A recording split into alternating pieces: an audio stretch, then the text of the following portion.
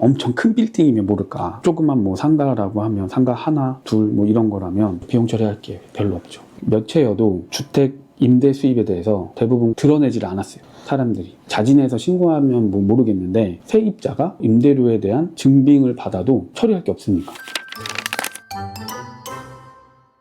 안녕하세요. 알쓸세법 임승우 세무사입니다. 반갑습니다. 부동산 임대업을 세무적인 관점에서 보면 일반 사업과 어떤 점이 가장 다르다고 보세요? 일단 임대업은 공간을 빌려주고 받는 수입이니까 초기 자본은 좀 들어갈 수 있고 일반 사업과 비교해보면, 왜냐하면 부동산이라는 걸 사야 되니까. 대신에 다른 사업과 달리 뭐 원가 같은 게 많이 없어요. 많은 부분을 차지하는 건 만약에 대출받아서 샀다면 이자 정도, 초기에 뭐 인테리어 한다면 인테리어비 정도, 그거 말고는 통상 비용이 많이 없어요. 그래서 다른 사업들은 뭐 사와서 만들거나 뭐 해야 되니까 직원도 고용하고, 그런 데는 이제 비용들이 많이 들어가는데 구조가 완전 다르죠. 딱 생각해 보셔도 그냥 내가 공간을 빌려주고 돈을 받는 거니까 그 빌려주는 행위에 대해서 발생되는 원가는 뭐 이자 내는 거, 재산세 내는 거, 건물 화재보험 든 거, 아니면 가끔 뭐 이거 수리 뭐 이런 거 많이 한다면 이 정도지. 임대업을 위해서 내가 뭔가 다른 직원을 채용한다? 모르겠어요. 엄청 큰 빌딩이면 모를까. 조그만 뭐 상가라고 하면 상가 하나, 둘 뭐 이런 거라면 비용 처리할 게 별로 없죠. 대신에 쓰는 시간 대비 돈은 벌어들이는 거니까, 임대료 받으니까. 그렇게 보면 또 가성비 좋은 거죠. 그러면 그냥 내가 건물주여서 월세를 받는 경우가 있고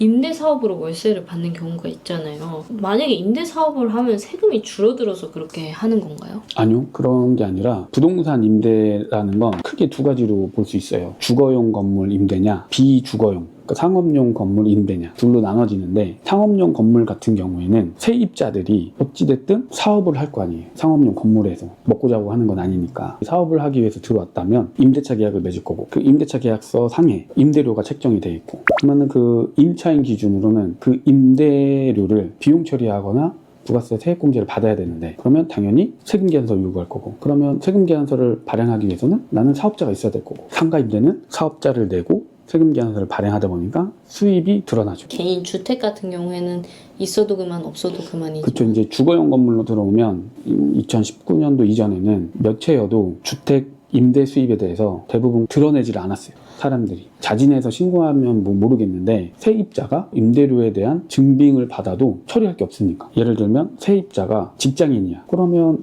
예전에는 월세 세액공제라는 소득공제가 없었단 말이에요. 네. 그러니까 세입자도 필요 없어. 돈은 줘도, 임대를 주더라도. 또는 세입자가 사업자야. 근데 사업에서 비용 처리할 수 있는 건 사업과 관련된 거거든요. 나의 개인적인 주거 활동으로 임대료를 낸 거를 사업장에서 비용 처리가 안 된단 말이에요. 그러니까 이게 드러나지가 않아. 그랬었죠. 2019년도 전에는. 근데 이제 19년도 이후로는 그걸 이제 법으로 좀 강제시켜서 의무화 시켜가지고 드러나게끔 많이 유도해왔죠. 해오고 있고. 임대사업자가 아니더라도 수익을 받은 집주인은 세금을 내야 될 수도 있는 상황인 거네요. 그렇죠. 내가 다가구 건물이라고 할게요. 그럼 다가구 건물에 새들어 살고 있는 세입자들한테 임대 수입을 받고 있다면 나는 사업자 등록을 해야만 하는 거고, 안 하는 사람들도 있을 거예요. 많이 있을 거예요. 또는 하는 사람들도 있겠지만, 그러면 세법은 그러니까 사업자 등록을 했냐 안 했냐를 따지지 않고 임대 수입을 얻었다면 그거는 과세할 수 있어요. 부동산 임대업에 발생하는 세금의 종류는 어떤 게 있어요? 부동산은 단계별로 나누면 취득하는 단계, 네. 보유하는 단계, 처분하는 단계로 나눠지거든요. 취득하는 단계에서는 당연히 취득세를 낼 거고, 네. 주택으로 취득하면 주택에 대한 취득세 세율이 적용되고, 그 외에는 4.6% 그걸로 상업용 건물은 취득세를 내고, 그러면 그렇게 해서 취득을 하게 되면 이제 보유 단계로 넘어가는데,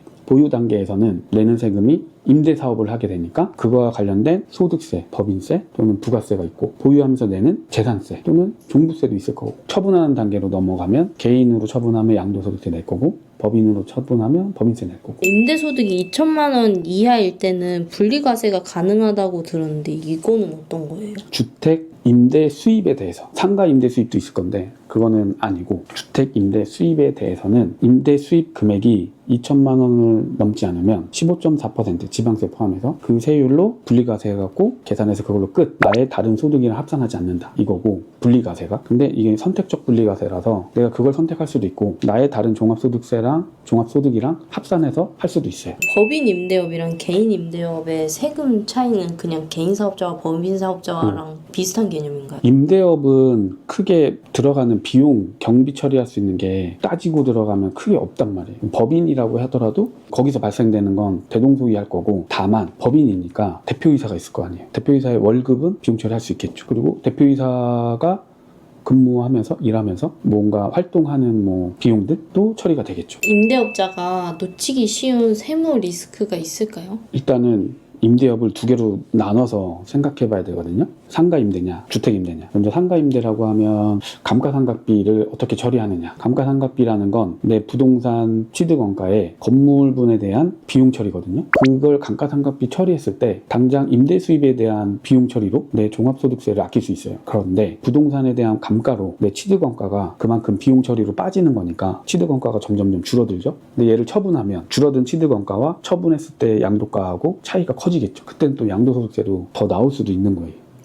이걸 어떻게 처리하느냐의 정도. 상가 임대 사업자 같은 경우에는 현금으로 받든 계좌이체로 받든 어쨌든 세입자가 세금 계산서를 요구하니까 그거는 다 드러날 수밖에 없는 거고, 이제 주택 임대는 같은 경우에는 요즘은 하도 이 제도권으로 끌고 들어와서 전월세 신고제, 전입 의무, 그리고 연말정산 때 월세 공제받는 거 네. 등등으로 인해서 뭔가 많이 드러나졌어요. 그랬을 때 우리가 비용으로 좀 더 챙기고자 한다면 뭐 건물 화재보험 든 거, 이자 낸 건 당연히 재산세나 종합부동산세 낸 게 있다면 그것도 비용 처리하는 거고, 그 정도는 챙기면 될 것 같아요. 근데 개인 임대 사업자면 약간 명의를 가족이랑 나눌 수도 있지 않나요? 불이익 같은 건 딱히 없죠. 내가 아파트 하나를 부부 공동 명의로 가지고 있다. 그러면 거기서 발생된 임대 수입은 계산한 다음에 지분별로 나눠서 신고하면 돼요. 임대 수익이 어느 정도 수준이 넘어가야 세금에 대한 부담이 커지나요? 그거는 되게 추정해야 될 게 많아서, 일단 그냥 제가 생각하는 기준으로 연에 1,500이 넘어가면 그러면은 비용이 좀 발생한다. 왜냐하면 임대사업 같은 경우는 서비스 사업으로 들어가서 세법상 7,500만 원이 넘어가면 복식부기 의무가 생기고, 복식부기 의무가 생기면 장부를 작성해야 되고, 네. 그럼 장부 작성하기 위해서는 본인이 뭐 회계 프로그램을 써갖고 한다면 모르겠는데 결국엔 그걸 맡겨야 될 거고, 그런 이제 추가적인 비용이 발생한다.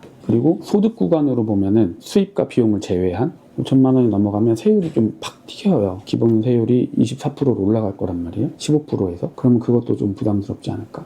그런 생각이 들어요. 임대 사업자분들 중에 가장 기억에 남는 고객 사례가 있나요? 제가 이제 상담으로 인해서 서울 소재하는 모 장소에서 건물을 취득한 사람을 만나게 됐어요. 근데 그분이 제 또래인데 그게 얼마였죠? 몇십억짜리였나? 금액은 지금 제가 기억이 안 나는데 200억 얼마인가? 그거를 대출은 물론 꼈죠. 그러면은 대출 꼈더라도 나머지 30%는 내가 내야 되잖아요. 그럼 최소 몇십억이 현금이 있어야 되잖아. 그걸 내더라고. 그래서 돈이 어떻게 벌었는지를 물어보니까 회사를 잘 키워갖고 그 지분을 넘겨서 얻은 수익이 그렇게 있다고 하더라고요. 그거 보고 우와 대단하다. 그런 분 한 만나봤었고, 그래서 결국 든 생각이 제 네. 나름대로의 정리를 해보면 돈을 많이 버는 구조는 일단은 시작은 노동으로 시작하고 그 다음으로 이제 접근하는 게 부동산인 거고, 그 다음으로 많이 버는 경우는 회사를 키우는 거. 얘는 부동산보다 훨씬 많이 버는 것 같아요. 그 배달의 민족. 네.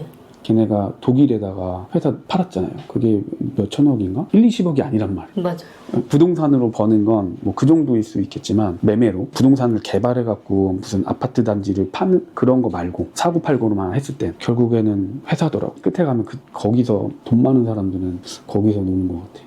제 생각. 이제 자기 자산의 포트폴리오를 구성할 때 그 정도 돈이 생기면, 뭐 내가 몇백억이 있다면 그걸 어느 한 자산에 올인하기는 위험할 거란 말이에요. 제가 생각해도 내가 예를 들어 200억이 있다. 그러면은 얘를 코인에 다 넣어? 삼성전자를 다 사? 안 될 것 같단 말이에요. 느낌적으로도. 그럼 그것들을 쪼개서 그 중에 하나가 부동산이 될 수 있을 것 같다는 생각은 들어요. 부동산 임대 사업자라면 이것만큼은 꼭 주의해야 된다 하는 게 있을까요? 상가 임대 사업자는 아마 본인이 직접 하거나 세무대리인을 통해서 신고하고 있을 거라 특별히 주의할 건 없다고 생각은 드는데, 조심할 건 전자세금 계산서를 발행한다면 발행하는 기한이 있거든요. 다음 달 10일까지 네. 전송을 해야 되는데 그것만 놓치지 않았으면 좋겠고, 그리고 그걸 세무대리인 통해서 한다면 항상 임대차 현황이 변경되거나 뭔가 업데이트가 됐을 때 같이 공유하면 좋겠다. 주택임대 사업자인 경우에는 그때 그 개개인의 상황에 맞춰서 상담을 해서 신고하는 게 좋지 않을까. 네, 부동산 임대사업자인 경우에는 되게 루틴하게 돌아가는 구조라서 처음에 세팅만 잘 해놓으시면 큰 실수는 없을 것 같고, 부동산 임대사업자인 경우에 요즘은 워낙에 신고할 수 있는 프로그램들이 많이 개발되어 있다 보니까 어려움 없이 신고하실 수 있는데, 혹시라도 내가 신고하는 게 불안하다면 세무대리인을 통해서 상담을 받고 진행하시는 걸 추천드립니다.